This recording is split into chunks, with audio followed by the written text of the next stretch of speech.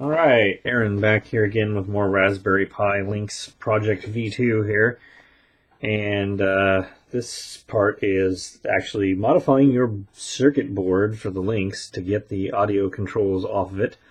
And then what we're going to do. So what we have here is, of course, well, it's already cut up, but you'll take your whole Lynx board, and what you're going to do is you're going to make an incision, a rather large cut, and cut next to the comm links jack straight down and pretty much to the RAM here, and then make a little diagonal and then cut along the bottom of this really wide trace, trying to preserve it because I believe that's actually a ground trace. And then you hang a turn and go down all the way to about here, and then cut over a little bit and then a little bit down. And mainly what I'm trying to do here is separate that. Now what I've got is the whole top of the Lynx board ports. So I have the original headphone jack, the original volume control, the comm links port. I have preserved all the audio amplification. This is a stereo LM386 amplifier. So it's probably going to be fine. We'll try it in our project, see if it sounds good. If it doesn't, then we'll replace it with a PAM module. But this is actually really easy to wire up because it's pretty much intact.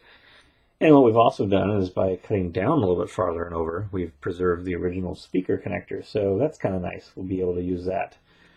Why I wanted to do this time was because now I also have some stability in it. These are the original mounting holes. So if I put this into the case and kind of look here, what I end up with is my meter beeping at me. And here we go. That just kind of all, oh, and these capacitors are bent, so let me bend these back.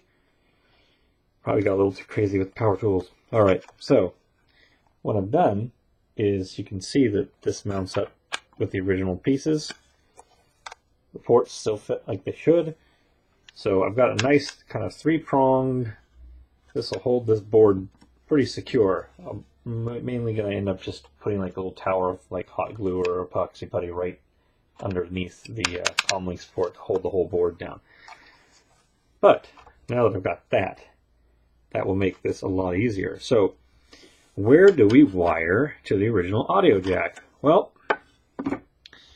looks like C16 and C58, these electrolytics, are right on the input path. So you could actually solder right to one of these guys, or you can also solder to one of these points on R42 and R14.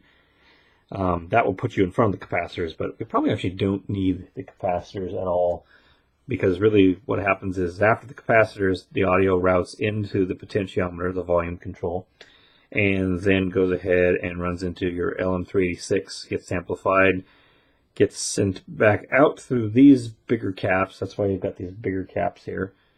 And the audio outruns the headphone jack in stereo, and then it's combined basically right here, mixed into mono, and that runs all underneath the board here on these little teeny traces all the way down to the speaker output.